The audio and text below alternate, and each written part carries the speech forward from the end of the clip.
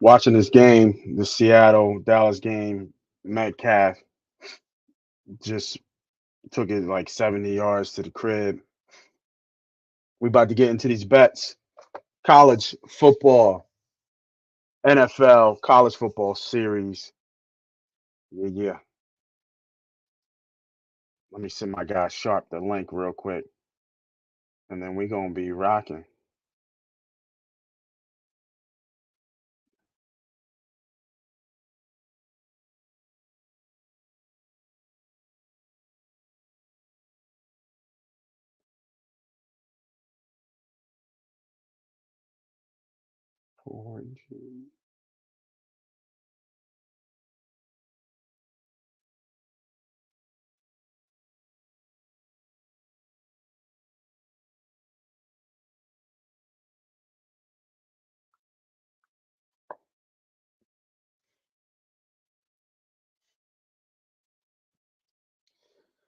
Sent in the link. Chime in. We live, baby. Let's go.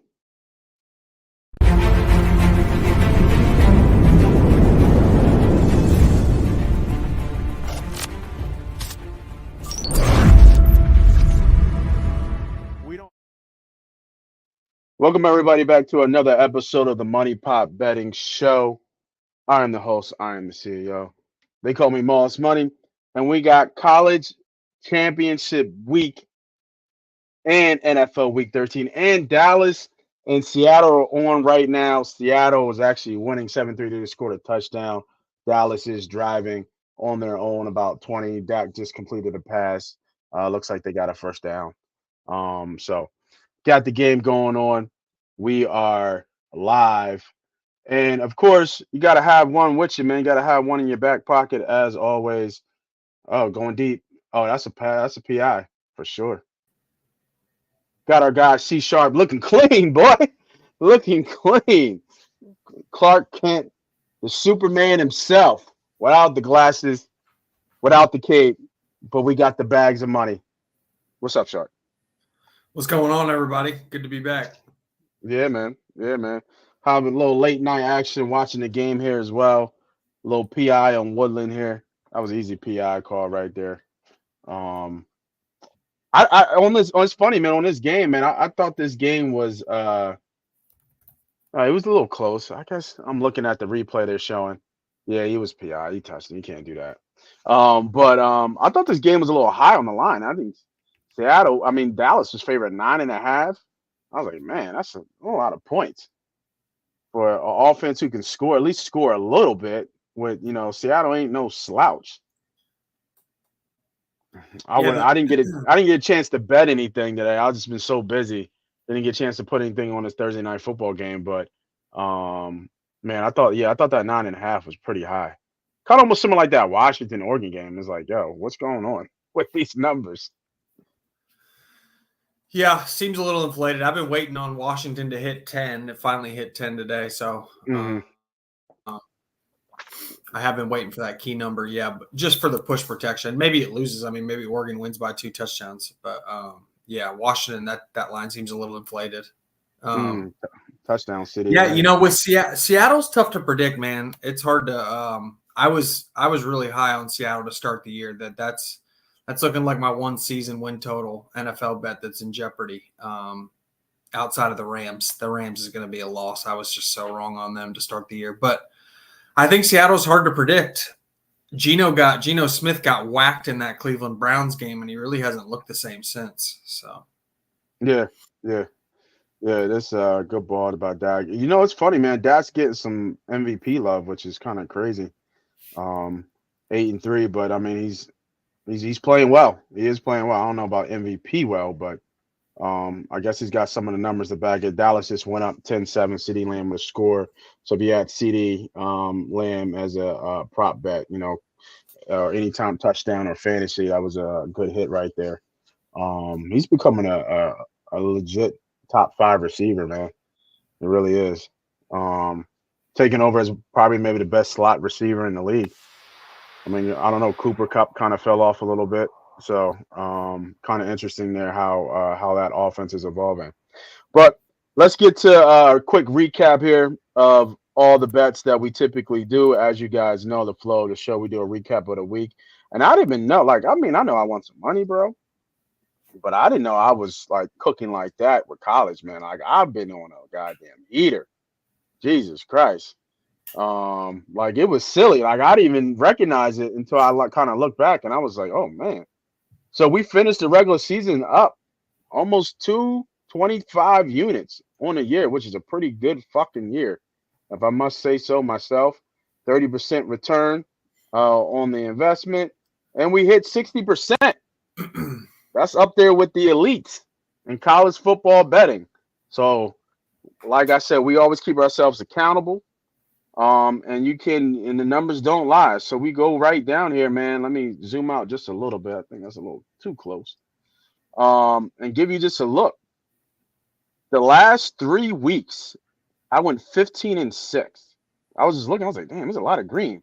I went 15-6 in my last 3 weeks of college football, and I killed it at the end. My Utah, my Iowa. I know I love Iowa, baby. Find me a good Iowa bet any day. I'll find a fucking gym in the Iowa bet. Iowa, Nebraska under, hit that for 2 units. My Utah bet lost because I didn't know. I think was it Bean or I forget the quarterback's name. Yeah, he's He out. was he was out that game, so that one hurt. And even though Shador was out too against Colorado, but that was a closer game than I thought it would be. Memphis crushed Temple, right? Minus 6.5 for first half. Washington State over was a miss, but everything what was running after that Notre Dame crush, Wyoming crush, Oregon State under crush, Oregon spread crush. So I finished the year off really really strong. Like I said, 15-6. On the year. I mean 15-6 on the last 3 weeks. Man, I was cooking. So must say that you led in NFL, but over here your boy Moss, man, Moss Money led in college football. So over 23 units, like I said, man, pretty hell of a week, and we're going to finish up strong. I got a lot of college bets that I really like here that I take. I just think these lines are kind of off, so we'll get into that here shortly. Diddy, I think Diddy had a tough college. Did he have a tough college? Let me go down here. No, he did okay. His Ole Miss team total miss, Memphis crush. I think he tailed me on the first half, 6.5 on Memphis too. He really liked that bet. Obviously got hit pretty hard. We were all on Ohio State, except for Sharp, of course. And Sharp is Ohio State boy, killing me. But LSU kind of, I think that game was kind of weird in the beginning, then it kind of picked up, but that hit for Diddy. I think a lot of people was on Arizona. I saw a trend that got me off, even though I really liked Arizona. They haven't won in Tempe in like last 12 times there, and I just couldn't ignore it, so I was off the game. But man, Arizona was such an easy bet at the end there, and then lost his UNLV bet had lost. I know Diddy's been running with UNLV for a while, so that lost. So for the regular season at the end, still profitable though. Diddy up over 60%, over 60% winning, actually 60 on the nose, and then up almost 7 units. Not bad for a full year of betting. Now to you, Sharp, you came back pretty strong. You were down a little bit there, but Yeah, go ahead. I've been on a, like, I think the only thing you're missing maybe for me is, I think I had the Michigan and over, and the Michigan bet was 10 units. The Michigan and Ohio State under was 5, and the yeah, Missouri was 5. it's 5. The That's what only the thing you're three. missing, I think, is my one big, I had Michigan versus Penn State big a Oh, few weeks okay. ago. I think I missed that show. That was just one of my big ones. You're right. I was struggling actually for a little while in college football, and the last few weeks really helped me out with Michigan covering those two Yep. big bets versus Penn State. That was a 10-unit one, and then Ohio State. I hate to always do that, but yeah, sometimes you just got to know when You to got to fade your own take you team. when the money goes for sure. Missouri was a good one. I should have bet a little more. We kind of talked about, I missed the show, but I talked about those two coaches just hate each other. And I said if Missouri had the chance to run up the score, they were going to try to do that. And they tried to do that. So that felt good. So, yeah, it's been – if you throw in our season win total props, some of the ones we gave out on our preview show. Oh, man, cooking with that. Going 3-1 there. And so with OU cashing, with Washington cashing, with NC State cashing, it's been a great last month. I'm not going to lie. I went from, as they say, from the outhouse to the penthouse. I like it. I was struggling. You're right. I was kind of barely above water, but those last couple of weeks with Michigan, they've really helped me out. And then those win totals, that's always nice. Yeah. And you kind of felt for a couple of weeks you didn't bet anything college. You took a break. You know what I mean? You kind of I was struggling, like, those teasers, and basically it was, how I've been, like I was basically just waiting on Michigan, Penn State, Michigan, Ohio State. I told you guys mid-season I was going to be pounding Michigan in those two scenarios. I just was waiting on those spreads, and I kind of the lines get sharp. I admittedly was having a rougher college season, and I didn't think my handicaps were that good, and I just didn't think I should have been having 4 or 5 bets a week. So I really kept it simple down the stretch, and it worked out. Yep. Absolutely. All right, so going to NFL. I think last week I had I had a good week in NFL. Kind of off and on. Hit or miss. I had San Fran pretty big team total. These are Thanksgiving games. Good fucking catch, decaf over the shoulder. They're going right at Bland. Wow, I thought Bland might have been a dark horse for defensive player of the year, but so with that record, I will say the one thing about Deron Bland is I have noticed, and we saw in the Eagles game, there was a couple times where he's a really good player, but there's times in man-to-man situations where he does get lost. Like, he's a player that likes to keep his eyes on the quarterback, and he's super instinctual, and he knows how to break on the ball. But I have seen several times now where if he's isolated one-on-one, we saw Devontae Smith go one-on-one on him backside, and the Eagles designed that exactly for that. I think they knew they were going to get Deron Bland on Devontae Smith one-on-one.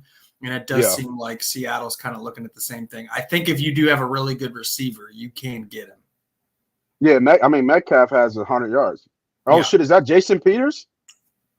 Jason Peters coming in the game? 42-year-old Jason Peters. Wow, Jason Peters coming in the game, number 70. I love those unis, though. I really do. I love those old-fashioned Seattle unis. So looking real quick here in football. So I had San Fran team total over. I had Gibbs over rushing receiving. He just missed that. I think he finished with like 95, 96 yards. And he was past. Look, Jason Peters almost got hurt. He was targeted a lot, and they just couldn't get on the same page. So and then TMC over was a pretty easy call. And then I thought I found a gem with Russell Wilson over 90. I won almost 200 yards passing against Cleveland, but wasn't so much. They won in kind of different ways.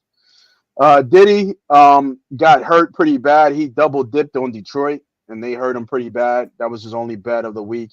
Yeah, Detroit, Dallas, and San Fran money line parlay, and then he took Detroit, Dallas, San Fran spread play. That's a sack. And he missed them both. Detroit just lost outright, which was crazy. I didn't think Detroit would have lost like that. So, and then Sharp, I don't think I had anything from you for football for NFL.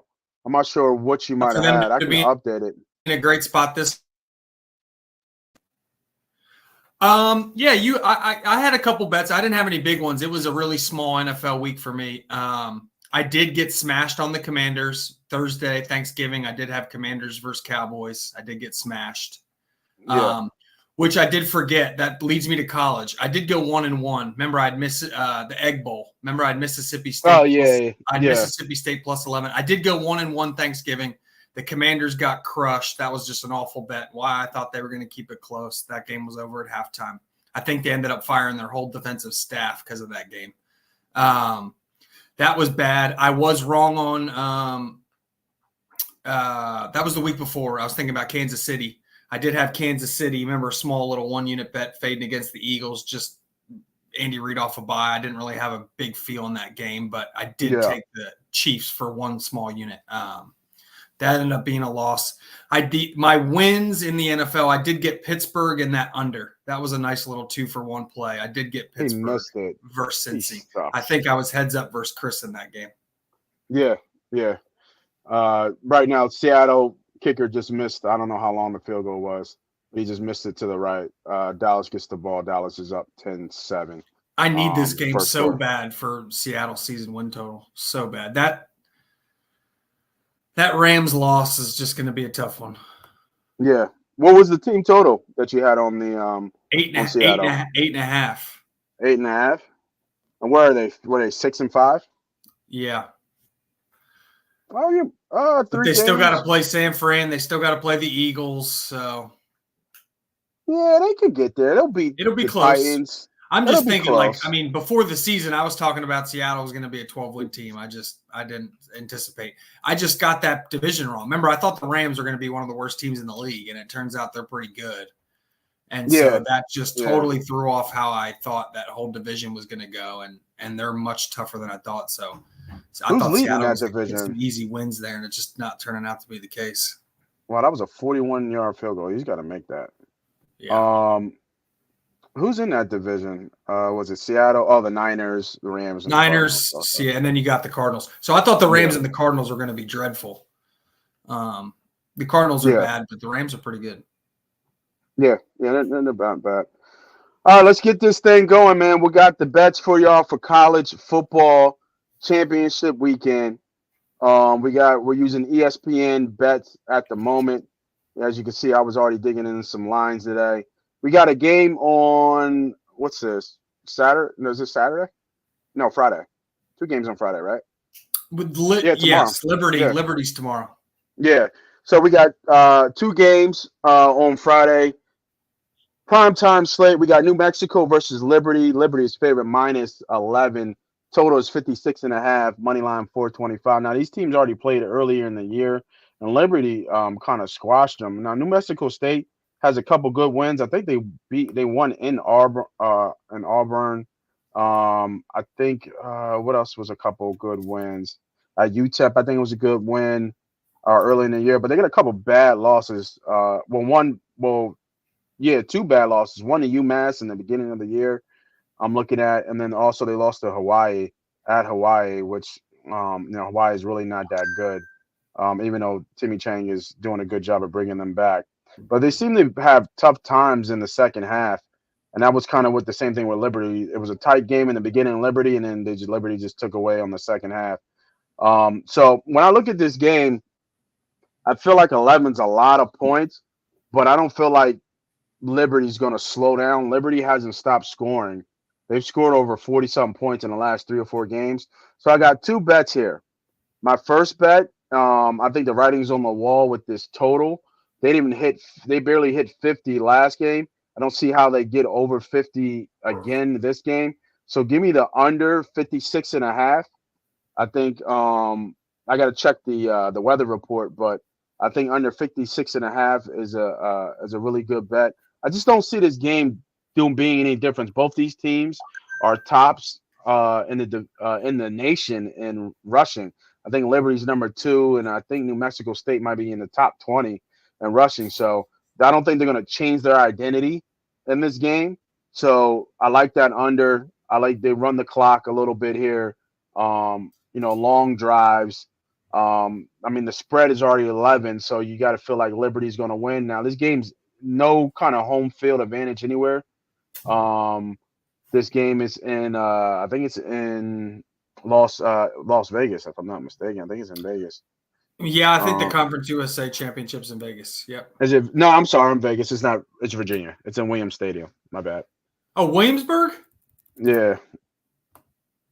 Yeah, I thought this one was in Vegas. There's another one that I thought there was something else outside of the Oregon-Washington game that was in Vegas. But it's not. It's not this one. I thought it was this one, but it's not. CUSA Conference Championship. Let me see. Yeah, this was a home game. for Liberty.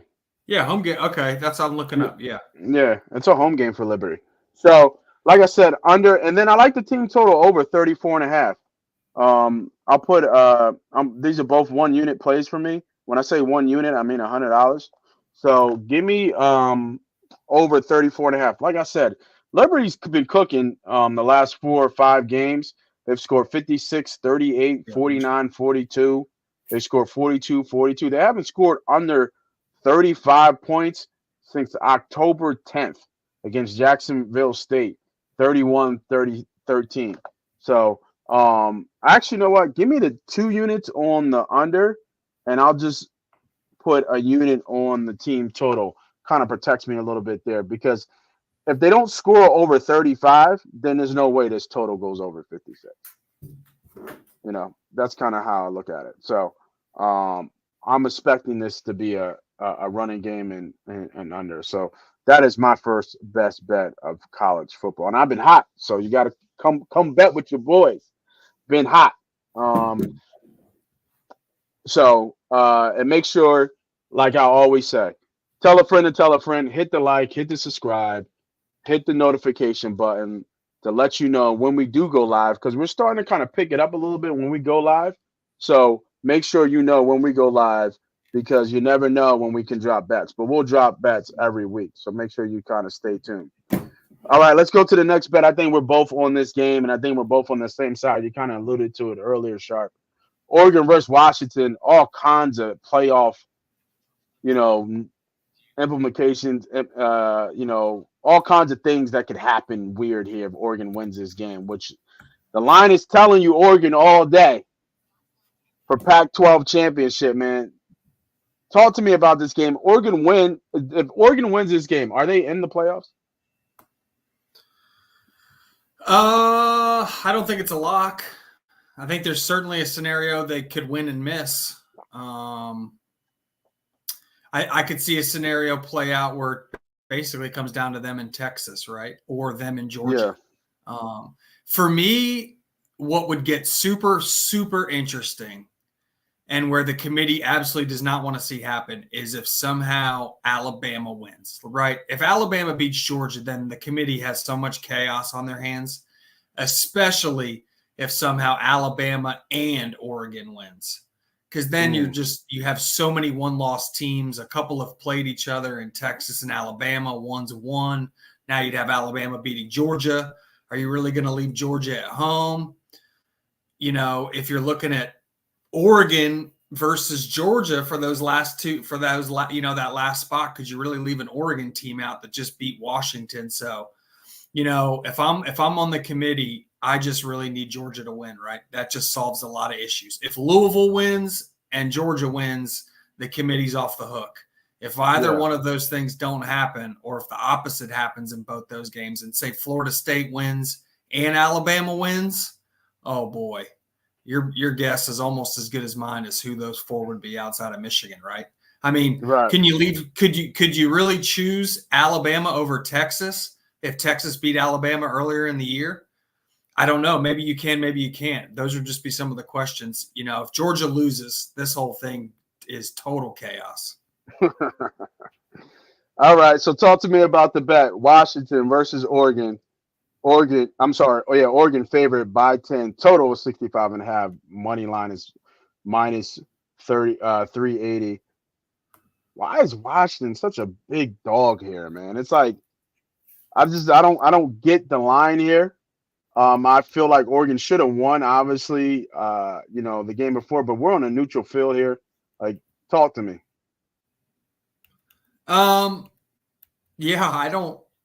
The spread doesn't make a whole lot of sense to me either. A couple weeks ago, I was starting to look at the look-ahead line, and this line popped up at 8, and it was kind of stunning to me that Oregon was favored on a neutral field by that much. Yeah. I do think they're the better team. I do think they're more talented than Washington. I just think Washington just has that it factor, right? Like when they need it, they're kind of like the Eagles of college, right? Like when they have to have that drive, they've got two really good receivers on the outside and a quarterback that's just unflappable. So to me, this is just way too many points. Like, I totally get if you're someone that's saying, hey, look, Oregon should have beat Washington at Washington. And if it weren't for getting stopped on a couple of those fourth down possessions, it probably is a different game. But to all of a sudden swing this to 2 scores on a neutral field, it's just swung too much the other way, right? I've got this game on a neutral field. I've got this game power rated at 6. I would put Oregon favored by 6. You're giving me more than a field goal now of value. And this is why I talked about with you guys earlier on the chat when the line opened. I've just been saying hold steady, right? If it dropped down to 9, I was going to take the 9. But I figured maybe there's a chance the public will hit this and we'll get 10. Well, we saw 10.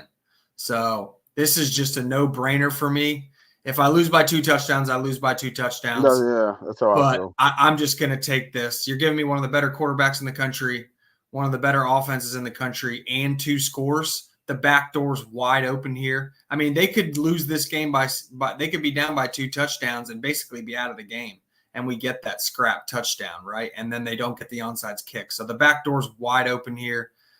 This is a 3-unit play for me. I might end up throwing a couple more on it, and it may end up being a 5-unit play for me. I'm going to see where this goes. If it gets to 10.5, then I'll hit it again. Yeah, I completely agree, and I'm riding with you here. I got Washington plus 10 as well. I liked it at 9.5 too, kind of, but I don't understand this line at all. Now, Oregon went a lot for it on fourth down. Maybe I think it was a 3 or 4 fourth downs they had in that game, and they missed them damn near all of them. So, I mean, I guess that's being baked in here. But on a neutral field, Oregon's 10 two-touch scores better than Washington. If they played 10 times, maybe 2 or 3 times, but I think Washington's good enough to keep this game close. I think them boys are going to feel like this is disrespect to them. And, this puts them in CeeDee Lamb with another touchdown. Oh, no touchdown. I think this puts, you got to look at Penix too in terms of, because I think we were talking about in the chat, right now the Heisman is Bo Nix, right? Yeah. Penix shows up in this game at plus 1,600. Like what? Like what? You know what I mean? Like Penix could take the Heisman in this game. He's a big dog, and he goes out and has a day. Yeah, man. That's the one thing I wanted to talk about here, and I'm glad you pulled it up because I was looking at this earlier today, and I just don't understand the gap between Daniels and Penix. Like, what I don't understand about these odds is, so you're telling me that if Bo Nix wins and has a good game, he's pretty much got this locked up. But if he loses to a Penix who has a good game, Penix doesn't have a shot. How is Penix 16-1? Daniels is plus 160. Like, I don't understand the gap. Like, I don't understand that gap either. To me, it's the odds just don't make sense here. And I mean, maybe, like I said, maybe we'll get squished. Maybe Oregon is going to win by 20, and it's just going to be one of those games where, dang, like the spread wasn't big enough. The books knew, but yeah. I just don't understand. Like, I know Penix falling off. This just makes me think that Penix can't win no matter what, right? This basically tells me that, Jaden Daniels isn't playing, so he can't lose. So basically what this is saying is even if Washington wins and Penix has a great game, that it's going to be Jaden Daniels, right? That's basically what this – if Oregon wins and Nix plays good, it's going to be Nix. If Washington wins and Penix plays good, it's going to be Daniels. So I don't understand that. Like, why did we just all of a sudden say Michael Penix doesn't deserve this? I don't understand that. Does Moreau have, like, say Penix and Nix has games? Does Moreau have value here? Like, can Jalen Moreau really sneak in? I mean, you might get a cash out. It was a prayer that Bama won. Let's be honest. Like, it was a prayer that Bama won. What was that, 4th and 20 or something crazy like that? 4th and 31. 4th and goal from the 31.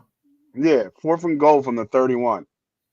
So that was just a prayer that happened. I mean, he's played well the last years, but I don't know if he's done enough to, but if Nix and Penix have games, but Moreau has an amazing game, especially against Georgia, right? Does that even make even sense? Like you're right. Like these odds are just because, like you said, if Penix plays, you're pretty much saying that Jalen Daniels, Dallas has scored again, 17-7. Yeah.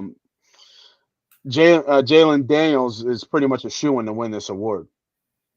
Yeah. What's his numbers like? Are these like is Daniels like head and shoulders above the guys from a stats Yeah.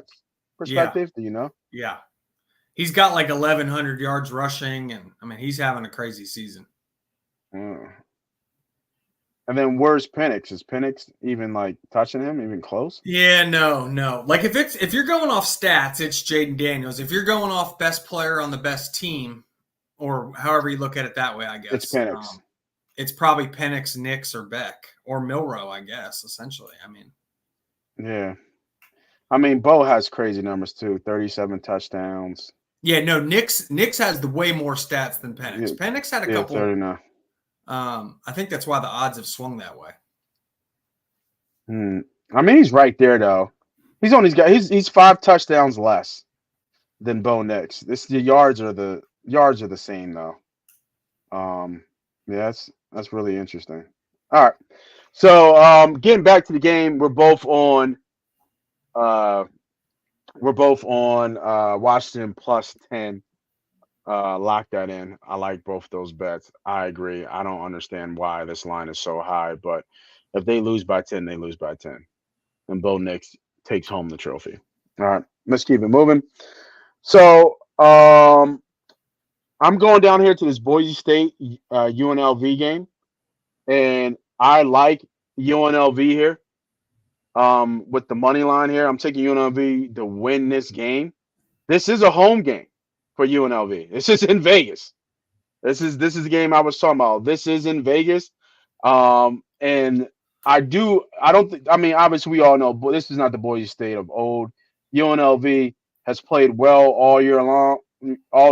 Now they just came off a tough loss at home against San Jose State. But I mean they got some good wins here. They beat Wyoming. Obviously they lost to Fresno State. They beat UTEP at UTEP. Obviously couldn't hang tough with Michigan. Beat a tough Vanderbilt team. And Boise, even though they've come on strong here late, none of these games they've won are like really big games. I mean, I guess they're favorite here just because they beat a ranked Air Force. But we saw how Air Force kind of fell off at the tail end here. They lost 3 or 4 straight. They lost to Hawaii. They lost to UNLV. Obviously, they lost to Boise. They lost to obviously, and it was the start of Army. So they kind of just fell off after having that such a hot start. The best start and I think in Air Force history, actually, right? What was their highest rank? Maybe 18, Yeah, they 17, were. something in there? Yeah, 18th, 19th, something like that. Yeah, something like that. So Really? I think I like UNLV. No, not I think. I know I like UNLV here. I'm getting a home dog, getting them on the short line, and I think they So win it'd the be game. money. I think I get them on a short line plus one tummy. What am I talking about? Plus 120. Give me UNLV money line at home. Lock that in. E Money Bentley, what's up, bro? Of course, go Birds. We'll get into NFL real quick here shortly, so stay with us, man. We will be talking NFL San Fran versus your Philadelphia Eagles.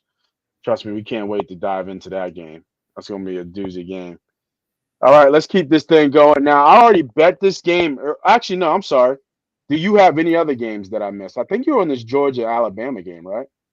Yeah, that's one. This is a 10 unit. This is a big one for me. Yeah. All right, go ahead. Take it away. We got Georgia, Alabama. Georgia is favored minus 5.5. Total is 54.5. Money line 215. Talk to him, Sharp. Yeah, another game I was waiting for. I was hoping for this matchup so that we didn't get an inflated spread. I was really excited when I saw the look ahead line come out a couple weeks ago. Just kind of teasing this matchup, and it was 5. Yep. And despite Alabama barely winning, the line stayed at 5. So that was good in my opinion. I've got this game power rated at 8. It's pretty simple for me. I don't understand these spreads in these games. I personally think Georgia should be favored by the 10-point spread over Alabama more than Oregon should be over Washington. Mm-hmm. I do like Alabama. I think they had a good season. We talked about it on the preseason show. I even said that if they just allow Milroe to be who he is and be a runner, they can be a really good football team. But if they try to be a passing team, it's just not going to work out for them. And the first month they tried passing probably a little more than they should have. And then they figured out who they were, and Alabama's become a much better team. That being said, Georgia's just better across the board. They have better linemen. They have a better quarterback. They have better weapons. Okay, Nick Saban's a little better. I'll give you that. I will say that when it comes to game planning, I do think Nick Saban will probably have a better game plan than Kirby Smart. I think Kirby Smart's a good coach, but he relies a little bit more on raw emotion than Nick Saban does, who's a supremely talented in-game adjuster. We've seen that from him benching Jalen Hurts and going with Tua against Georgia in a game like this when it meant the most. So he is willing to think outside the box in this game, and so that is the one thing that gives me pause, or I think Georgia could just blow them out, is that Nick Saban effect on the other side. That being said, whether it's a game played in a phone booth or this game gets to be a little high scoring, I simply just don't think Alabama can keep up no matter how this game goes. I just think even if Alabama had a 10-point lead at half, I still would be confident Georgia could cover this spread. That's the kind of game I think this is going to be. I think by the end of the third quarter, it'll be like, oh, wow, Georgia's the much better football team. And they'll win going away. It wouldn't shock me if they won by 14, 17. Let me ask you this. Are you worried, or do you feel like any of these players are already NFL bound and they're not playing in this game? No, I don't even think this, and I don't even think this Georgia team's like. I think they're pretty good. I don't think they're as good as they been the last couple of years, especially on defense. Yeah, but I think they're better than they have been the last few years on offense, and that's what I think this team comes down to. I think people are sleeping on Georgia's offense, and that's really what this handicap comes down for me. Is I think once Georgia gets rolling on offense in this game, Alabama's defense is literally going to have no choice but to just get touchdown score on them and have to just answer. They're not going to be able to rely on their defense to get stops and keep them in the game. To me, the only thing that would concern me is Carson Beck injury early in the game. I don't know what Georgia has behind him. Yeah. I stayed away from this game. I'll be watching it, obviously. Huge SEC matchup. We see this all the time. First and goal for Seattle, by the way. And I like the 5.5. Like, this wouldn't scare me. The 6 wouldn't scare me. The 6.5 wouldn't scare me. Like I said, I've got this game power rated at 8. Man, this is a 10-unit bet for me. I've been waiting for this matchup. Georgia's going to roll them. I'm pretty confident in that, guys. Like, Georgia's going to roll them. Yeah, I was thinking about Georgia team total here. I feel like you said, offensively, Georgia's going to be able to do what they want. Now, I know Byers is kind of undisclosed with an injury here. Oh, he's going to play. But I mean, I feel like he's going to play. But I mean, I'm looking back here, and I'm just wondering, like, how many times did Georgia not score over 30 points? They scored almost. They're 12-0. They've only not scored 30 points in 2 games. Now, I know it's Bama, but this isn't like the Bama's defense of old.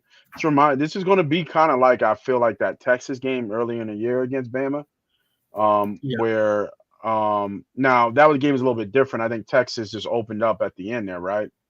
Texas had a big Texas third did. or fourth quarter. And I will say, I do think that Alabama has found itself. Like, that was when Milroe was probably dropping back into passing situations a little more than he should have been. I do think the Alabama has found its identity on offense. So I do think it's an improved Alabama team from that Texas game. But I think Georgia's a lot better than Texas. So, I mean. Yeah, agreed. I'm thinking about taking Georgia here with the 30.5. So I'll write that down as a lean. I do like that. I like that. It's sitting right underneath the key number, just begging you to take it. Yeah, that's what I. Yeah, it is. It is. It is talking to me. It is like take. Bet it for sure. Um, maybe even Georgia at halftime, but I actually like that 30.5. I think they're going to be able. I think your handicap is great, and I think what you said they're underrated a little bit offensively. I just think that they'll be able to. They'll be able to put the ball and they'll be able to score here. Uh, Zach Shabant just scored here for Oh, Zach Charbonnet? Seattle. Charbonnet, I'm sorry, Charbonnet. Just scored 13-17. This over is going to get cooked if you bet the over. Yeah, I mean, I've been Yeah, taking the trend bets on primetime unders. They were yeah, 3-0 last week. This one's not looking good. yeah. No, no, no. They're gonna keep scoring. 17-13 Dallas pending the extra point. If you guys are watching, But for so anyone out there, if you're betting trends like macro level trends, you can't ever get upset about small. Like there's going to be losses within the trends. Like if you're going to trend bet, you got to commit to trend betting. Even if 2 or 3 lose in a row, you just got to fire that next week. That's just how it goes. yeah. So moving along the slate for championship football. Thank you guys for tuning in and watching. Making sure you hit that subscribe, hit that like button, all that good stuff. We're just giving y'all free gems here. So making sure that you win. If you missed the recap, we're just up a lot of money during the week between me and Sharp, man. It's just crazy. Up a lot. So this SMU Tulane game, I kind of bet this SMU team kind of blind here and not doing my research a little bit here like I should have. The SMU game, Stone is not um, Stone is not playing in this game from what I can tell. The line I thought was really inflated. I've been watching both these teams and I'm really familiar with Tulane team. This line was actually at 6. And even though Stone's out, this line is getting hammered by on folks betting SMU. So I mean, I'm not telling you to bet the game anymore, but I did take SMU when it was at 4.5. I got on it before it got down too low. So just kind of FYI, I think it sits at 3.5 right now. I think you get some resistance and you get some buyback on Tulane here. But I thought Stone was playing, so I kind of got caught with my hand in the cookie jar here with SMU. And y'all know me and my Iowa bets, man. I've been betting Iowa. Any game Iowa's bet, I bet the under, and I don't think I've missed, bro. I really don't. I don't think I've missed an Iowa bet all year. And believe it or not, I don't have an Iowa bet. If I was betting this game, I would just bet Michigan straight. I think Michigan bombs on them, bro. There we go. I like that noise. Um, I think Michigan bombs on them. I think I would. I think I like. I could see. I don't know if they scored 13 points because I know Iowa's tough defensively. What's They the just first came off quarter spread? 6.5. first quarter is 6.5. First quarter is 6.5. I mean, it's just because Michigan's coming off that emotional win, Ohio State. Yeah, It's they get Harbaugh back though. they do get Harbaugh back, and that's the weird part. Like it's an easy letdown spot for Michigan, but their coach is coming back. Yeah. You know what I mean? So that it's like it's not even. It's the opposite almost. Like you get an uplift because your head coach is kind of coming back. What's The the dude first who's took quarter total? Scroll down. What's the first quarter total? 9.5. 7.5. Huh. See, I can see like it's kind of telling you, like I could see them scoring a touchdown in the first half. I mean, I don't know. Iowa hasn't faced the offense like Michigan, like who can punch them in the mouth. Yeah. You know what I mean? And I'm just I'm not sure how this defense is going to respond. I'm looking at their schedule. I mean, Penn State beat them 31-0. That's why I said I would rather take the spread right here on Michigan, or first half. I haven't figured out what I want to do with this bet, so it's a no bet for me right now. But I do lean minus the 22 because if the total's 35, there's no way Iowa scores 2 touchdowns in this game. No way Iowa scores over 10 points. Actually, you know what? Let me look at that. What is their team total?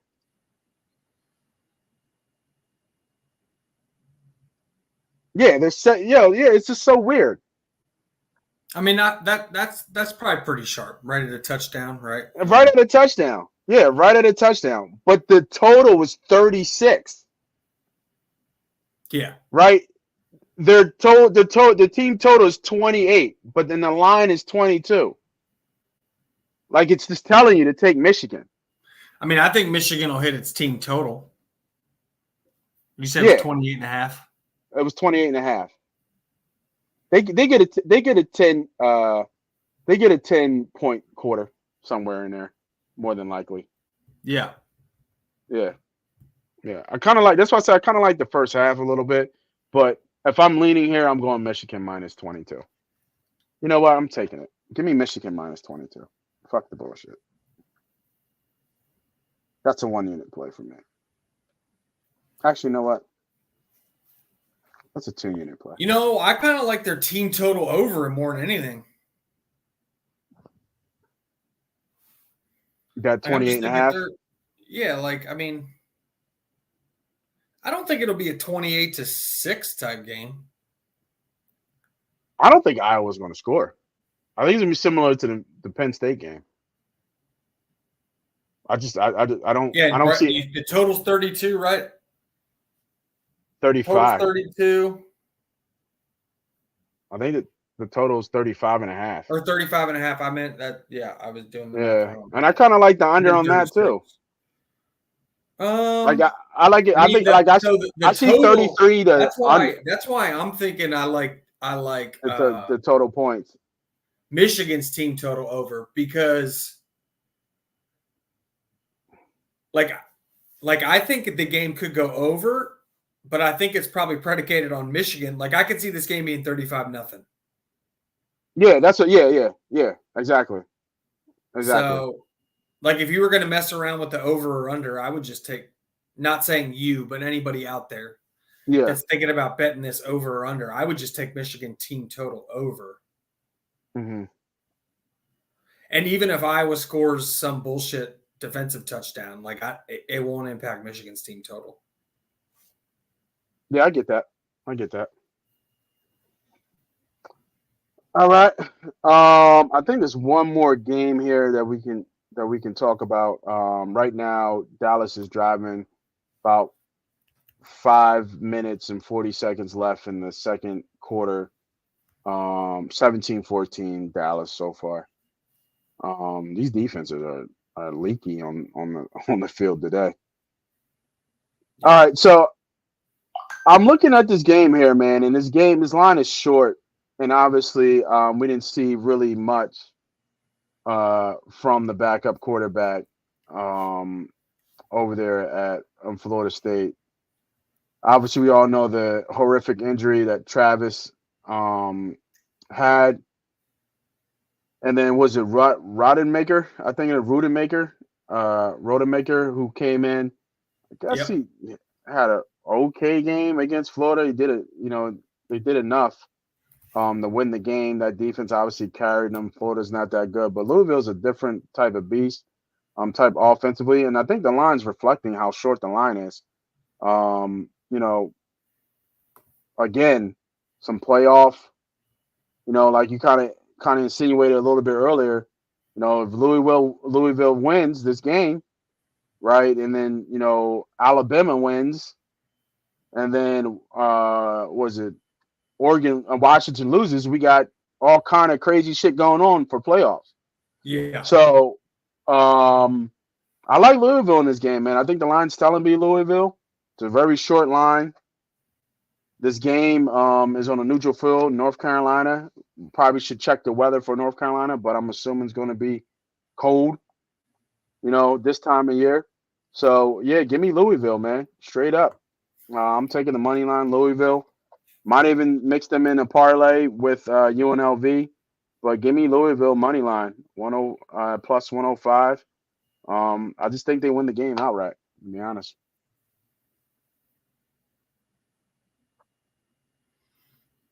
Yeah, you're right. It's in Charlotte, so it's in Bank of America. So it's the They're playing at the Carolina Panthers Stadium.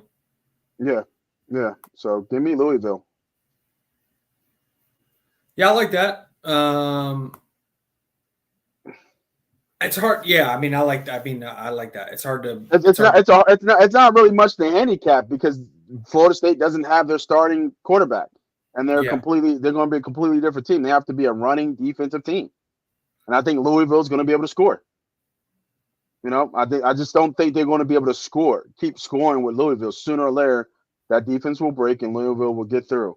Like I said, Louisville's been a pretty decent offensive team this whole year. They've averaged almost 450 yards per game, top 70th percentile in passing, and top 50th in rushing. So, and they're pretty stout against the run, which Florida State will need in this game. With the what's his name? What's the running back for Florida State? Benson. Trey Benson to have a day. So, and I just don't think you can. I just don't think you can. That's not going to be enough to beat this Louisville team. So, give me real Louisville with the money line. And if I'm thinking here, man, I just want to let me do a quick little parlay for people joining. So let me get Louisville money line. Let me get Bama on the line.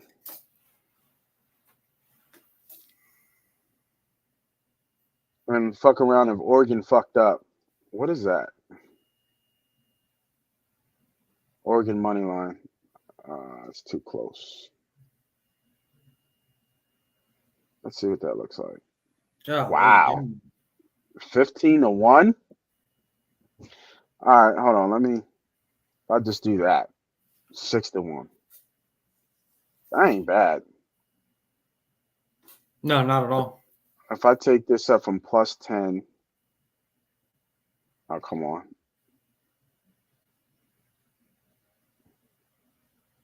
Oh, let me do it. It will let me do it. It's just not letting me do it. It's because I think it's because it's zoomed up. So just zooming out real quick, y'all, so I can do this bet. God damn it. I want to see what 13.5 You looks might like. have to click on the column. Yeah. I just want to see what 13.5 looks like. There we go. Come on. Actually, you know what? Let me do it like this. Let me open that up. All right, fuck it. But what I want to do is I want to put Washington up over literally 2 touchdowns in an alternate number. So if I go into the game real quick, it's a quick parlay I might fuck around and do. So what is up if they go 14.5? That ain't bad, bro. 5-1 on a parlay? On a 3-legged? On a 3-leg parlay, Louisville to win, Georgia to cover, and then Washington plus 14.5. Yeah, the Oregon taking Oregon -5 helps you out there. So, like in terms of your value, like that, taking a -5.5 is kind of offsetting your extra points in Washington, which is good. Like that helps you protection. You know what I mean? Yeah. Like if you think Georgia's a good Georgia -5.5 is a good they're a good team to start a parlay with this week. I think I think them and the 49ers are 2 good teams to start any parlay off with this week, just because I think you're just gonna get, they're not too big of, it's a little different. Like if you take Michigan, your odds are gonna be a little different being such a big favorite. Like sometimes throwing a small favorite is better in a parlay than throwing a big favorite if you're gonna add like an alt spread underdog to it. Because like that -185 is definitely pulling down your parlay odds. But the fact that you got Louisville in there helps you out quite a bit. So if I do Georgia -20.5, That's a little bit 4-1. We might mess with this, man. Yeah, I don't even know if Michigan's. you got to mess with. Yeah, you could do that. I mean, it's only minus 140. It's not a lot on the Yeah, it's not terrible. I mean, no. That's it's not terrible. It's not terrible at all. I kind of like this so far, and then we can throw some other bets in there from NFL. All right, let's switch it up to NFL. I'm gonna come back to this parlay. I wrote this down, so um, we'll build a parlay, college and football and NFL parlay. All right, as you can see, CeeDee Lamb, CeeDee Lamb and what's his name, and Metcalf are cooking this game. I think they both have over 100 yards in the first half. yeah, they're killing it. Yeah, they're killing it. There's a hold sack uh, on Dallas. About a minute 49 to go. Looks like there was a hold right there. That's right. I forgot Williams is over there in Seattle. Um, Williams from the Giants. He got traded to the defensive Leonard tackle. Williams Yeah, Leonard Williams. All right. got him. He got out of it. Oh, Yeah, that was about a big six. time hold. About six dudes had a chance to take Dak's head off there. Yeah, that was a crazy hold. He pulled him right down. A big time Yeah, hold. he It was did. good. Yeah, it was a couple of holds there. Yeah, there was. That's crazy. Bobby Wagner is still like top 5 in tackles. It's kind of insane. Yeah, he's smart. Yeah, he is smart. He is smart. All right, let's go through the NFL slate. We have NFL, was it week 13, if I'm not mistaken? Let's go to say, obviously, we have Seattle and Dallas going on right now. Top tight line, we talked about it already for Thursday Night Football. That +9 was +9.5, I think it even was a lot of points. So I would lean Seattle there. Looking like, and Seattle missed a 40-yard field goal too, by the way. So this game actually should be tied up. But if you took Seattle maybe first half, you're kind of hoping for a stop here on third down. So let's go through the slate here. I don't have that many bets here. I think I only have 3 or 4 bets here. Let me know if I get to a game that you have, Sharp. Go ahead. Yeah, I'm gonna refill my glass real quick of my bourbon. The first bet I do have, I'll do it right after I'll give you out my first bet, and then I'll fill my glass as My you're man. talking. Hold on. So What type of bourbon? Hold on. What type of drink you got, brother? I'll go get it. I'm whining. I'm doing the wine tonight. I drink Sazerac rye, straight bourbon. No, I love rye. I like rye beer. I mean rye bourbon for sure. All right. While Sharp's going to get that bourbon, I'll get you with our first best bet of the day, and Sharp will come back here. We got Atlanta Falcons versus the Jets. Kind of a dookie game, but I do not believe in the backup quarterback for the Jets. I don't think that this quarterback, Boyd, is going to be able to really do better than Zach Wilson did. By the way, timeout by Seattle, 17-14, Dallas, a minute 40 left on 4th and goal. And it looks like Dallas is going for it on 4th down. It looks like they're, what's that, the 3, maybe? Let's see what they do here. 4th down. They're on, the 3rd yard line. I really need this game for my Seattle season win total, man. Wow. I need this and they're game going bad. for it. That's a hold. He got in, but that's a hold. They're bringing that back. Come back. Yeah, it's a comeback. It was a hold. It was big time. Yeah, it looked obvious. They should be bringing it it looked back. obvious. Now they'll probably kick the field goal. Yeah, they'll kick the field goal here with a minute left, a minute 30 left. Yeah. So that's good though. Got that back door. I don't know what the first half bet was. It might have been probably 9.5. It might have been 5, maybe 5.5. Yeah, it was probably 5.5. So you got some backdoor equity right here. All right, so for my first best bet, we're going Atlanta Jets game. Now I was looking at this game and I'm like, man, I don't know who I like, but I know these teams really can't score offensively. And looking at this Jets team, The team total right now is at 16.5. The Jets haven't scored over 14 points in all of November. Now they go to the backup quarterback who they feel can do a spark, which he won't, with Tyler Boyd. I get to an Atlanta team that has somewhat of a defense, a decent defense. And if you look at Boyd last week, another flag on the play here. If you look at Boyd last week against the Dolphins, now the Dolphins have kind of picked up with Jalen Ramsey coming on board, getting healthy. But if you look back, I mean, they really didn't do much. I mean, he spread the ball around a little bit, but I mean, he only was 27-38 and only had 79 yards, and he threw for 2 picks. Now he is a journeyman. He's been around the league for a little bit.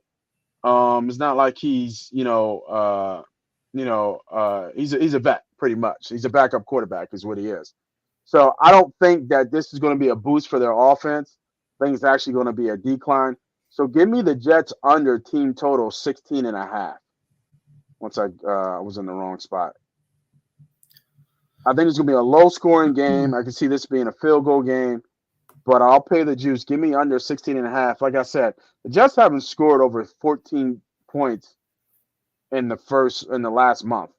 I don't think the Jets are going to start putting up points all of a sudden against this Atlanta team who does like to run the ball in kind of a game-managing type offense. So give me the Jets under 16.5. All right. Yeah, dude, this game. So this is an extremely low total. Like for an NFL spread, 34 is low. You know how I am. I always like to look. I'm always looking at least a week ahead, if not 2 weeks ahead, on any platform. I'm always stacking the board. You know that's how I bet. People that have been following Money Pot now for me long enough, I give out early lines. I give out look ahead lines. Yep. So I was scouring all the totals for this week and next week in the NFL. And there's not one that's even close to 34. The closest is 37. So you're talking a field goal below every other total for this week and next week in the NFL. So, I mean, this is a rock fight. I really want to take Atlanta here. Like, I really do. But I just cannot trust anything. I agree. These two teams, I can't trust. I mean, these teams have 6 quarterbacks on their roster, and outside of Rodgers, you can't trust any one of them. So I don't know what to do in this game, honestly. This is I'm seeing, I guess you're seeing 33.5 on your page. I mean, I guess maybe there's still some value on the under if you were going to maybe, but to me, there's not much I could bet in this game. I just don't know what the value is. This is just a bad game. Yeah, no, it is. It absolutely is. It absolutely is. And that's why I think they won't score. I think it's going to be a boring game. I don't see a lot of scoring. And if it is scoring, I at least trust. I trust Ritter more than Boyd, and I trust that Atlanta has at least better. Ritter more than Boyd, but I trust the Jets defense probably more than I trust any other unit for any other team. Yeah. So part of me is like, can this be one of those games where the Jets defense goes out and wins them one? Yeah. Yeah. And if they do win them one, like it's going to be like a 16-10 type game. Oh, absolutely. It'll be a Pittsburgh Steelers game, 16-13. Yeah, absolutely. Absolutely. So, all right. Next game, I think we're both on this game as well. I think you talked about it in the chat. I'll let you go here. The Detroit Lions -4.5 against the Saints. Detroit, like I said, again, is favored by -4.5. Total is 46.5. -210. I think I read something where I think it was in the Score app that it looks like their patience is running thin on Derek Carr to, deliver here, because I guess he's been underwhelming from what they paid for him. So talk to me what you have in this game. I kind of think I already know. We had talked about it before already. I think I'm riding with you on this side, but talk to me about this game right here. Yeah, so I missed my window a little bit. I'm not going to lie. I was looking at lines. I always love looking at lines. I fire half my lines on Sunday when we'll talk to some of these games. Like I've got 49ers +1 as the Eagles game was still going on. I love looking at lines on Sunday. And this line opened at 3.5, and I should have jumped on it. I I don't know why I thought like I needed some more information. I should have just jumped on it. 3.5 was a good value here. The Lions coming off a brutal division loss on Thanksgiving. They just gave the game to the Packers. Mm-hmm. No, yeah, it was And such a bad they're loss. just such a better team. Like, I don't know what it is. I mean, it goes back to college. Some games he's good outside, but just Jared Goff is such a different player outdoors versus indoors. And now, so you're giving me the better team off a brutal loss on national TV. Now they get extra rest. Now they're Mm-hmm. playing indoors. Like the Saints, yes, they have a good home field advantage, but I think the indoor environment actually helps the Lions, right? They're a more I do. explosive Yeah. team indoors. So I think this is actually playing right into their hands. If the Saints had Marshawn Lattimore, maybe I'd give them a fighting chance, but they're without their best press man corner. So you mean to tell me their wide receivers are going to have a field day for the Lions? Jared Goff loves being inside, coming off a bad loss. There's no way this Lions team can afford to lose 2 in a row. I should have taken the 3.5. I did fire on the 4. This 4.5 would not scare me. I'd be willing to take this game all the way up to 5.5. At 6, you might want to stay away. I could see 6 being the push, but I still see supreme value here at 4.5. I think the Lions will win by a touchdown or more. This is 3 units for me. I just love the Lions. I took it at 4, but again, I love 4.5. The 4.5 would not scare me. Yeah, I completely agree. And I think the other thing that's not being talked about is I think that Chris Overlay, I don't think he's going to play. He's in concussion protocol. Now Yep. he's been practicing, but he's still limited. He still hasn't passed the protocol yet. So it might be a true game time decision. He got a concussion last week, and what we've seen for the most part, they've been pretty serious on these concussion protocols, and they don't And come back in the he next has week. a history of head injuries going back to Ohio State and his rookie year last year. He suffered a concussion. So this would not be like the first one. This is like his 4th or 5th concussion. And anyone knows concussions, like the more you get them, the more you got to be precautious, right? With each concussion. Like once you get 1, you're more likely to get 2. Once you get 2, you're more likely to have 4. This guy's up to 5 or 6 in the last 5 or 6 seasons. So I'm with Nate here. It's very unlikely that he passes and gets out of protocol. That's just not really how they handle concussions anymore. Yeah, I wanted to look real quick here, man. Outside of this Green Bay game, I feel like when the Lions win, they're up at half. When When the they Lions win, they lose, usually cover, and they're really good against the spread, and they tend to cover. They can cover big numbers. Like they're a team that can win by 2 touchdowns.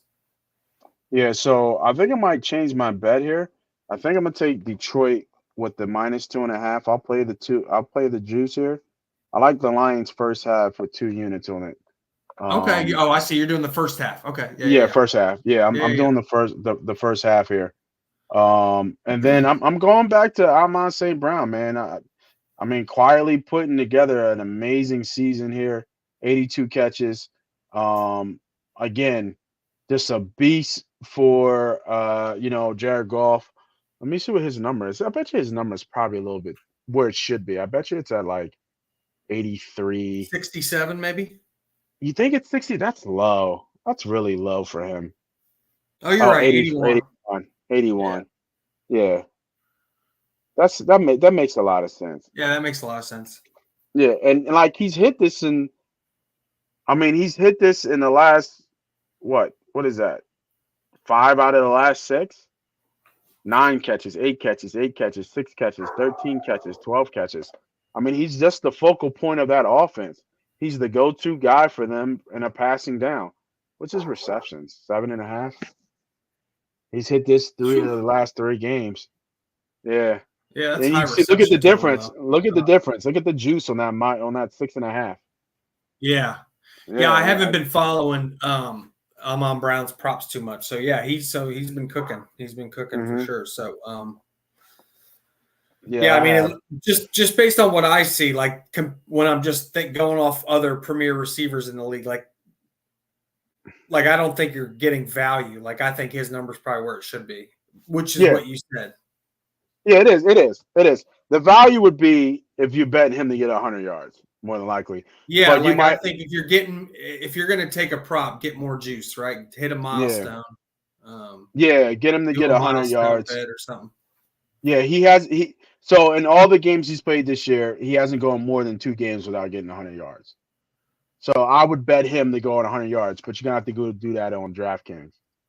Because Yeah, the DraftKings offers the milestones. yeah, But right exactly. there, that over 90.5 plus 125 is not terrible. No, it's not. It's not terrible at all. It's not terrible at all. I just kind of went over right now, just to guys But your give you a heads up. milestones on DK is probably at least 2-1 over 100. Or Yeah, probably right there. Plus 180 maybe. Seattle is driving 20-14. They're on 13 seconds left. They are on, I don't know what yard line. I think they're on like the 25. They may take a shot to the end zone. Yeah, 25. 30. I'm sorry, the 30. Is it 30? On the 30. Yeah, on the 30. I guess I would take a shot here at the end zone. Yeah, they're 30. Yeah, he's just throwing it up. Oh, he caught it! Jesus Christ! Wow, and he got tackled. Damn. Wow. Bland's getting cooked, man. They're going right at him.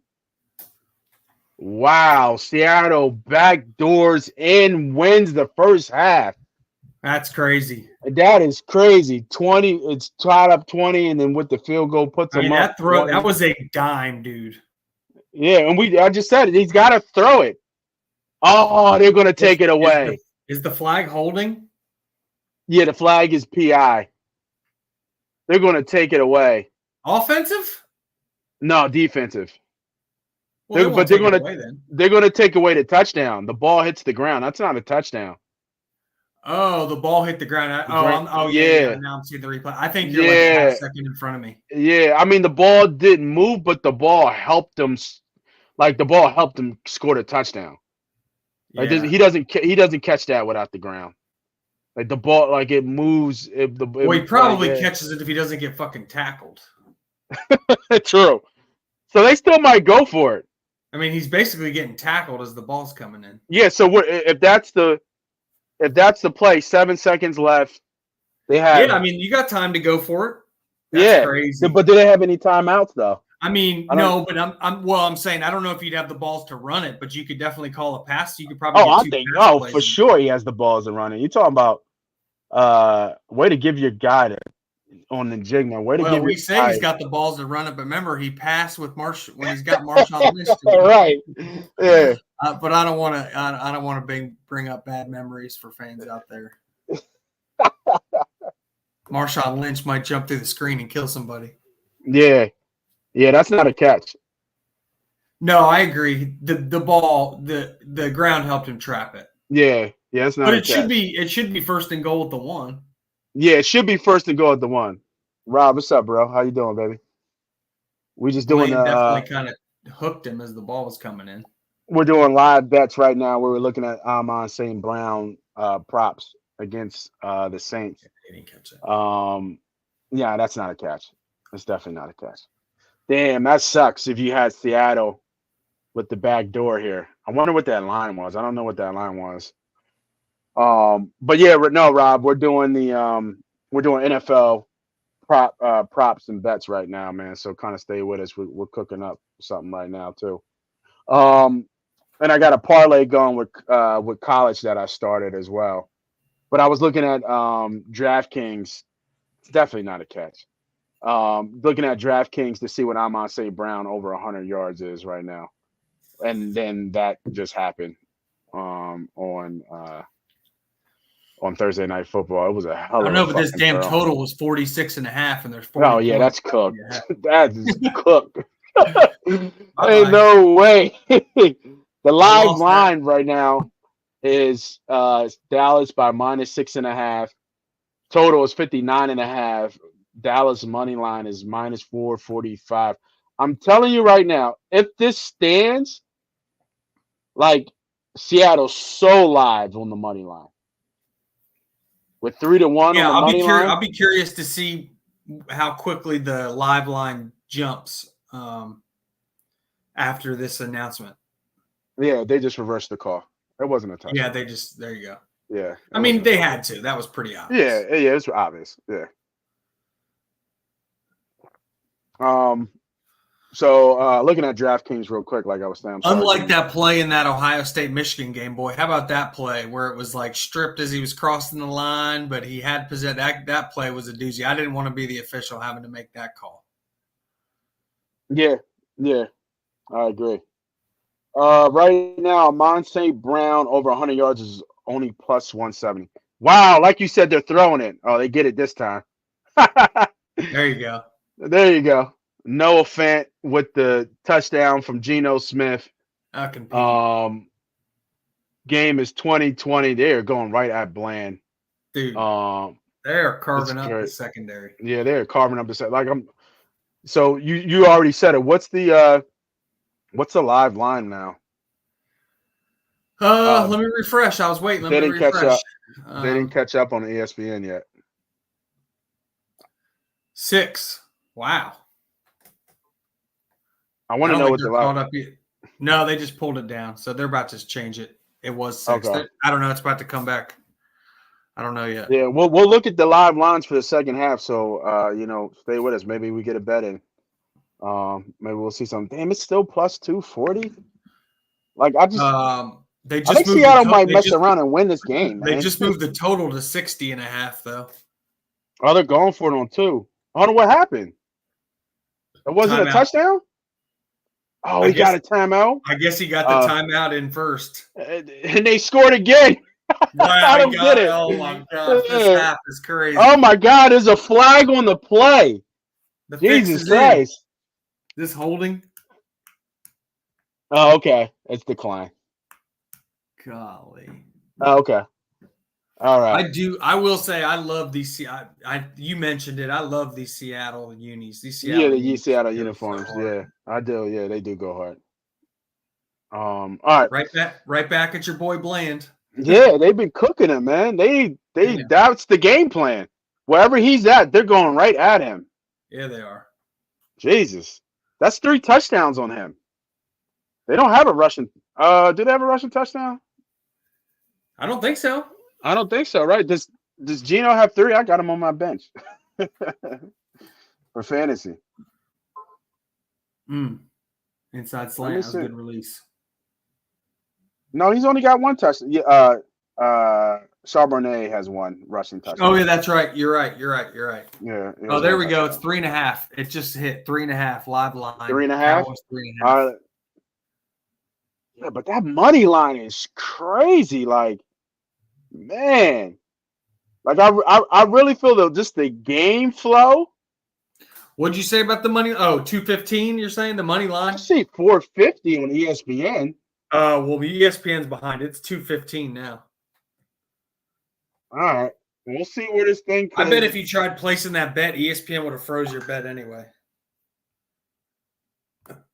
Man, they wouldn't let you get it in. Like they would have. 5-1 for them to win this game. Like that's like you said, Seattle needs this game. Oh, badly. Yeah, badly. They still got the Niners and the Eagles coming up. So yeah, this is this is a huge game for Seattle. Damn, he was 5 for 137 at half is what he's allowed. Damn. Man. All right. Ron Bland getting lit up like a Christmas tree. We'll go back to it. All right, so we talked about Detroit. We talked about the Jets. I only have one. Lions. We talked about the Lions, yeah. I only have one more bet left, and it's in this Steelers Cardinals game. Okay. And it's really just a prop. The Cardinals are the worst team against the rush. They just gave up 140 yards to Williams from the Rams. And before that, the story continues.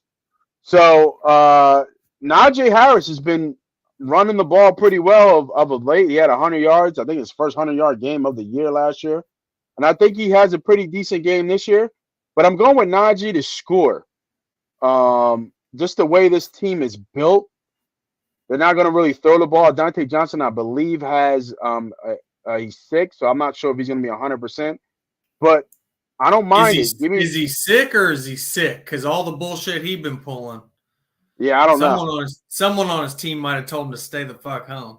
Yeah, I'm not sure. I mean, we're early, right? It's still Thursday, so Yeah. we'll see come But you know what Sunday. I'm saying? That would be pretty weird timing for him to be sick Yeah, after it the would be. bullshit he pulled last week. Hmm. But give me Najee Harris to score. I think he scores in this game. Like I said, the Arizona Cardinals are the worst team in the league against the run. They also just relieved Zach Ertz. This Yeah, team is going the opposite direction. Zach Ertz just got released. Hollywood Brown is it's hurt. draft season in Arizona. Yeah. And I think the backup tight end has a groin injury. McBride has a groin injury. So, it's time that they're looking ahead. They're the only reason really why Murray's playing is because they're showcasing him, really, at this point, for trade bait. Yeah, So, that or he's making all that money, so he's got to play. It's one or the yeah, other. that's true. That's true. That's true, too. But give me Najee Harris to score. I think Najee Harris to score here. And I just don't. Murray's going to have a tough game here. I actually would lean Pittsburgh, but I just can't back Kenny No, Pickett, who has 6 touchdowns on the year, and he's been a starting quarterback for the whole goddamn I year. can back Steelers as a small favorite or an underdog. I cannot back the Steelers as 5.5 point favorites. Their Yeah, offense I just can't. has not deserved that kind of love, in my opinion. Yeah, I Like, agree. this is almost getting to the point where I would lean Arizona I do just on lean out. Yeah, just on the points. Like, I don't think Arizona could win the game, but I think Kyler Murray could keep it within a field goal. yeah, I agree. I agree. I definitely agree. My For those only who just thing would be, I mean, I feel like, it's almost becoming auto bet, but I mean, TJ Watt's probably going to get a sack, right? Like, I mean, yeah, Arizona's got bad offensive tackles. yeah. Well, I Let's shouldn't look. say bad. Paris Johnson's a rookie, so they've got one bad offensive tackle and then a rookie. So, I mean, Yeah, TJ Watt's probably getting a sack. let's look at it real quick. Before we get to that, we'll look at that bet too. But let's look at the live halftime number right here. Seattle up 21, Dallas uh They're in the 20. second half. The line is 33.5. Let's see what we got here. Money line is plus 170 at the moment. Um, Total is 64.5. What will we bet here? Dallas. Oh, so that's interesting. Dallas is favored by 4.5 on the second half. Just in second half. Oh yeah, just in second half. Yeah, I don't know about that. I mean, it matches up with them being favored by 3.5 for the game, considering they're I down by 1. But I think I like this team total though. the total for the second half is 23.5. 23.5. Yeah, I kind of like the over. You still like the over at 6? Yeah, I don't think these teams are going to stop scoring. That's That's what why I'm thinking. I was looking at this game. I mean, they already had 21. Like I feel like 30.5 is way too low for Seattle. Like that's just one touchdown and that's 10 points. A touchdown and a field goal in the second half. I Like mean, what adjustments can Dallas really make outside of putting Bland on the bench? Like, you know what I mean? What are they going to do? Because they're going to play his ass. yeah. You know what I mean? And it's obvious what they're doing, right? They're going right at him. They're not going to put him on the bench. No, they don't have. They But don't. No, they don't have a choice. They have to play him. they don't have a choice, right? I think I like this live here for a unit. They're over 30.5. Um, I'm trying to think what else. They got some player props here. what's your 30.5 team total? That's Seattle minus 105. Oh, okay. And I Yeah, think that's a that's good bet. low. I think that's low. Um, Let me see here. Dak over 4 touchdowns. Over 2.5. See total receiving yards. Metcalf over 130. I think CD is too low. Right. That's only 50 yards for CD Lamb for 128. It's Yeah. way too low. That's not way too low. Metcalf has 108. Lockett seems low at 52. He's already got 30, and he's leading the team in targets. I really feel like ESPN be hanging bad lines, yo. Like I know ESPN is that's what I'm like looking. like unless this game flow. I mean, well, it just jumped up to 52 and a half. It was at I think 50. they're just a little slow. Mm-hmm. I just don't think they've caught up yet. They're slow to react to the market. They're not as locked in as some of the other Yeah, books. like Najigma he only needs 20 yards. And we're talking about 2 quarters on teams that are scoring. Like, do we really feel like the second half is going to be completely opposite and they're just going to start running the ball? I don't think so. I trust CeeDee Lamb. I trust Najigma here. And I trust that team total over 30 and a half. I mean, Charbonnet has 9 carries. Pollard has 9 carries for 19 yards. Like, I love Lamb's over here. Like, I feel like Lamb's going to get like 140, 150 yards. Lamb's got 9 targets. The next closest person is Ferguson with 5. Yeah, that's. Do you know what I mean? Like, I mean, DK's got to be going off. yeah, he's got 100 yards, but he only got 3 catches. But he's got 2 touches, though.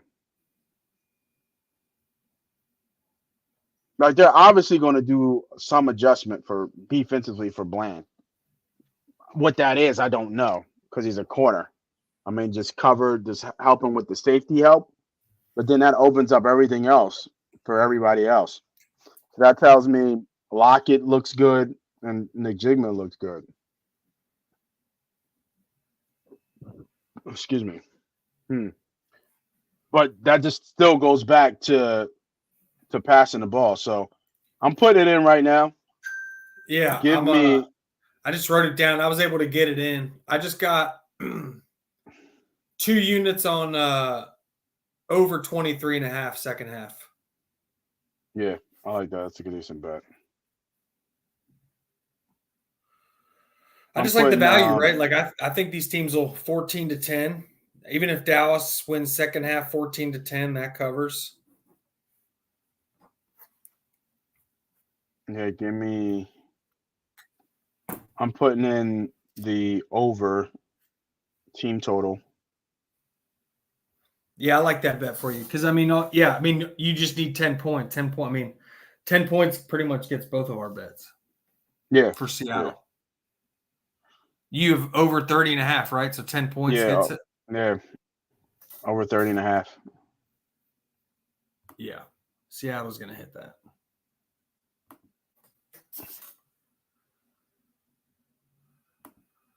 Come on. What are you talking about?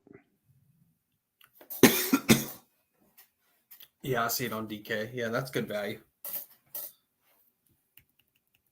All right, so there's that bet. And then I think I'll do a half a unit on let me see. I'm going to do a half a unit on CD over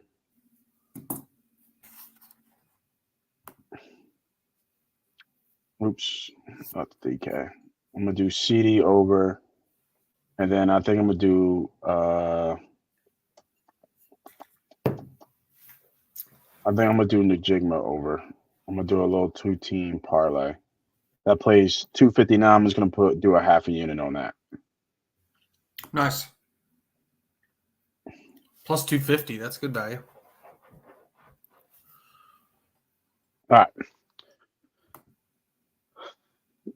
Just want to put those bets in live for y'all so you see how we get down here. I put in my Pittsburgh bet. Not a lot of games left here. I don't know if you have any more bets before we get to the Niners-Eagles game. Not sure if you have any more bets or not. Yeah, I do. I've got one of my. This isn't a big bet. This is only 2 units. But I do like the under 40.5.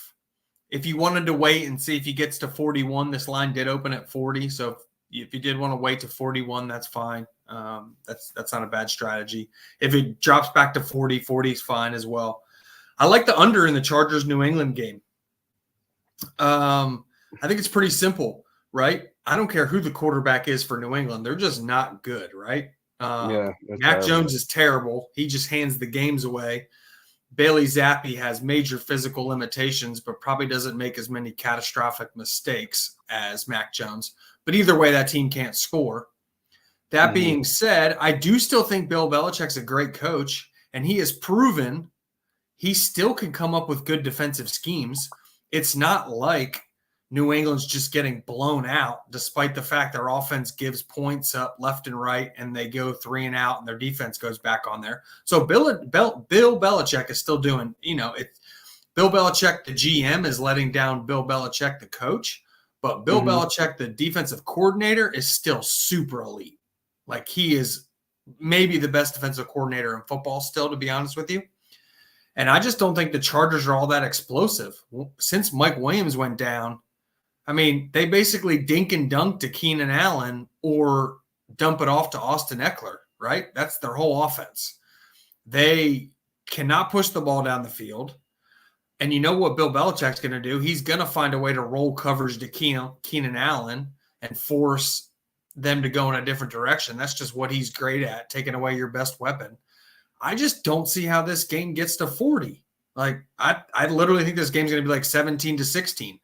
I really, in my heart of hearts, wanted to take New England as well. I think 5.5 is way too many points. But again, it's just so hard to trust who the quarterback's going to be. If it's Bailey Zappi confirmed, like if I'm watching him warm up, I'll probably be on New England catching the points as well. But for right now, lock me in 40.5. I love the under here. I just don't think either team scores 20 points, or the team that scores 20 wins, and it's like 20-17. Yeah, it's just a shame. Out of all the coaches who got fired, you would have thought that Staley wouldn't be around any longer. Yeah, it's crazy. It's crazy that he's still around. So, but yeah, this is a kind of really a stay away game. I would lean Chargers here. I just, like you said, I mean, it's been a long time since we've seen New England this bad. So, I would lean Chargers here, but the Chargers are not that much good. The Chargers are 4-7.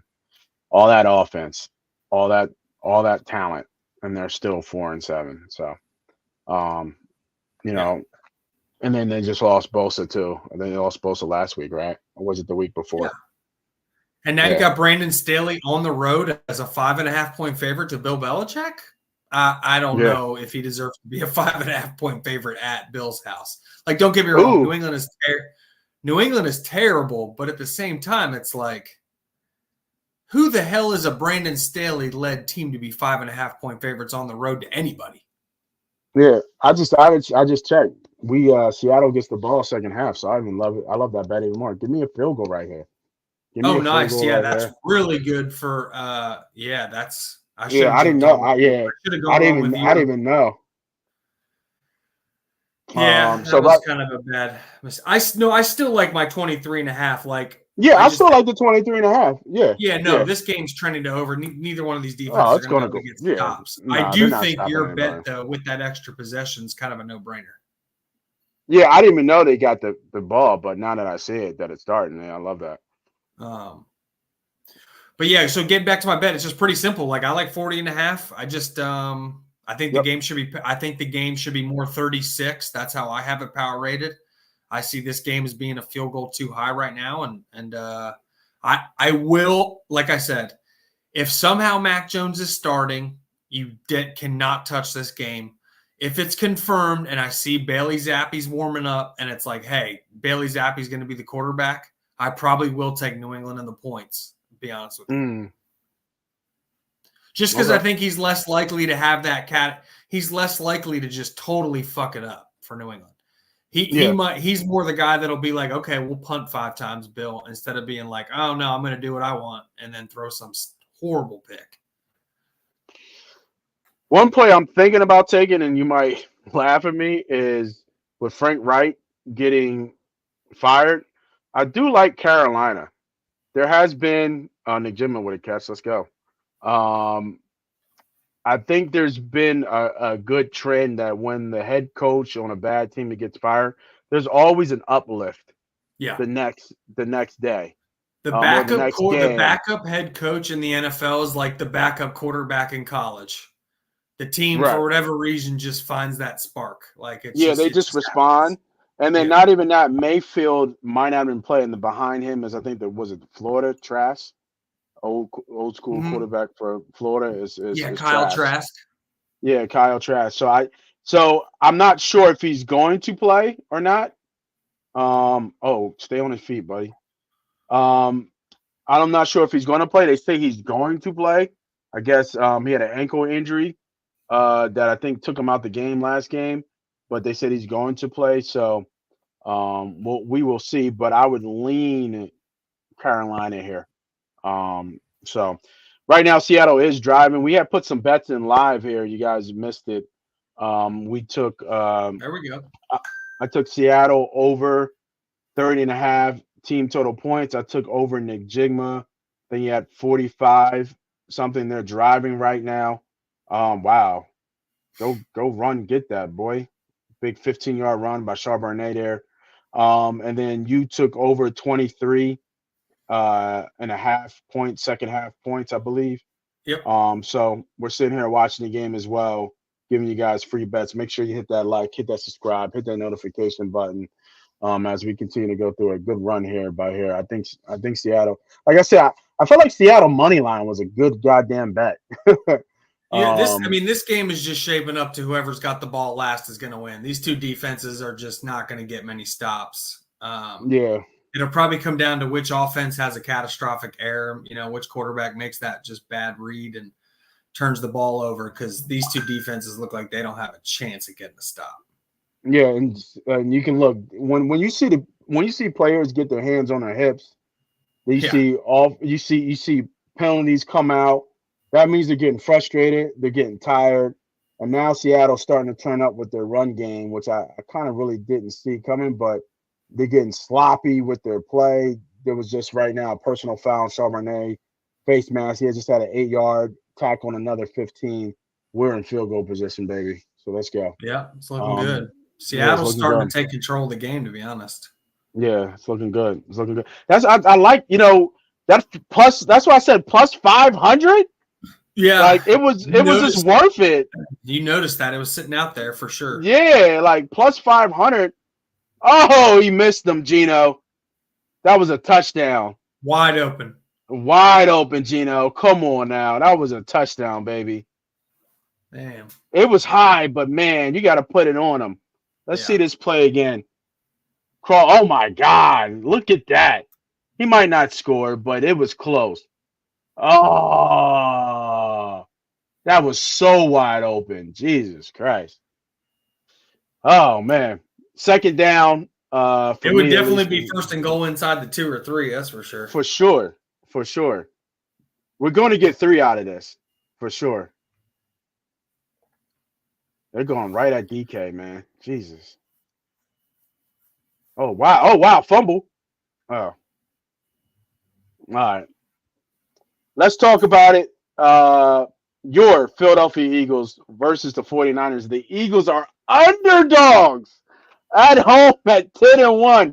San Fran is -3. Total is 47.5. Money line is -155. Sharp. Talk to them because you got a bet, a heavy bet, a big bet, and we've already talked to it. Talk to Yeah. us on who you on this side and tell us Um, why. I've actually fired twice, I'm not going to lie, so this is going to hurt some feelings. This is kind of like Ohio State, Michigan, except for I'm doubling in. If you know me, I don't always. I love the Eagles. That's my squad. I always look ahead. I feel like I'm pretty good at putting 2 weeks together and seeing how things are going to go for them. The Eagles just don't need this week, guys. They were going all out for that Bills game. You could tell Fletcher Cox, apparently at halftime, he got in Jordan Davis and Jalen Carter's face and told him they can't be asking out in the second half. Apparently they were asking out in the first half, winded. Second half, he was like, guys, there's no one. It's you. We need this game. And apparently he got in their ass and they responded. In my opinion, the Eagles literally laid it all on the line to beat the Bills, knowing they're probably going to get mollywopped by the Niners. I think we're too beat up. I would rest Fletcher Cox. I would rest Milton Williams. I would not play Dallas Goedert. There you go, Gino. Touchdown. I'm not playing any of these guys, to be honest with you. When the Bills game was still going on, the Niners were +1. I hammered it for 10 units. And then Monday morning, I turned around and hammered it again when the Niners were -2.5. This doesn't change how I feel about the Eagles. This is just a schedule loss. The Niners have extra rest. They're more rested. They're healthier. And they got their asses handed to them in the NFC title game, right? Yep. The Eagles don't need this win. The Niners need this win. The Niners cannot lose this game to a beat-up Eagles team on a short week. It's just going to get ugly, guys. Like, I don't know how to say this. Don't take this personally. I love the Eagles. It has no reflection of how I feel. It's not going to change how I power rate either team moving forward. I still think the Eagles are a better team. They're just flat not winning this week. We had too many tough games in a row. There's going to be too many injuries that are adding up. You've got Lane Johnson banged up. I would not play him. You got Fletcher Cox banged up. Again, I would not play him. I'm not playing anyone that's 50-50. I'm not rushing Dallas Goedert back for this game. We have Dallas next week. That game means so much more than this Niners game. We have Dallas and then Seattle, both games on the road. This sounds crazy. I would literally use this week as a mini bye, rest 4 or 5 of the guys that I just mentioned. Even if we lose by 21 or 30, I literally don't care. Lose by 30, let the Niners feel good about themselves. We're still 1 game up. Win the rest of your games. Go win home field advantage, and then you'll see the Niners when it matters most. That's how I would treat it, and I've gotten some information that the Eagles are starting to probably treat it that way as well. Whew, a lot to say here. So let me ask you this. We already know what the Lane split is. If Lane Johnson plays, obviously the bet's already put. Do you get worried? If Lane plays? Yeah, if Lane plays. No. Okay. No. I like I told you, Fletcher Cox is banged up. Milton Williams is banged up. Dallas Goedert's banged up. No. Now, if they all play and the Eagles win and I lose a lot of money, then, yeah, that's going to hurt as a bettor. But I will then for 100% know we're going to dog walk everyone to the Super Bowl, right? Like, it'll be like, okay, well, we're going to win this thing with our eyes closed. Right. As a fan, I guess I'd be super happy. But you know how the NFL goes. Like, you sometimes just have schedule losses where one team just has all the rest. They got healthy. You're banged up. Like, this is just – it's just a scheduling loss. Like, it has nothing to do with how these two teams are. I just feel like one team has been sitting there for extra days rest. Great game plan. This game's been circled for – I mean, dude, they got humiliated in the NFC title game, right? Yeah. Humiliated. Yep. They're the ones that are going to be mad, not us. We're just going to be like, okay, it's whatever. We're 2 games up on you. Like, that's how we feel. Yeah, agreed. I don't disagree at all. Like, it's not even the fan in me saying this. Like, I want the Eagles to win. Like, it's just not – like, I wanted the Ohio State to win. It's just not – like, sometimes you just got to see how it's going to go. Yeah, no, I don't mind betting against your team if it's about winning money at the end of the day. So that's what we're here for. We're here to give you guys the best pick and the best size to win money. And if that is betting against the Eagles, then that is what it is. Now, I think it's going to be raining in this game. So, I think, and like you said, those injuries to the defensive line, I think are vital here. So and Cunningham, I think, right? Our best linebacker hurt his hamstring. Like, guys usually don't come back in 1 week's time from a hamstring injury. So, I mean, we're talking about maybe signing Shaq Leonard. Maybe we don't. We signed Ben Van Sumeren off the practice squad to the active roster. Mhm. I mean, if we're using practice squad linebackers against Christian McCaffrey, I don't think I need to really speak much more, right? If we're relying on Ben Van Sumeren and Christian Ellis to get Deebo Samuel and Christian McCaffrey on the ground, guys, I don't think it's like a crazy stretch to think we're in trouble. Yeah, I would be looking at McCaffrey over his rushing prop here. It's kind of where I'm kind of thinking with I mean, George Kittle, like if it's Christian Ellis having to cover George Kittle, like I'm yeah, sorry, I like guys. Kittle. Yeah, I mean, I like Kittle here as well. no offense to Um, Christian Ellis, he's an Eagle and he's an NFL player, and he would bench press me out of this room right now. But I mean, dude, Christian Ellis trying to cover George Kittle. Let's be serious.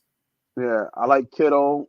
I like AJ. AJ's due, right?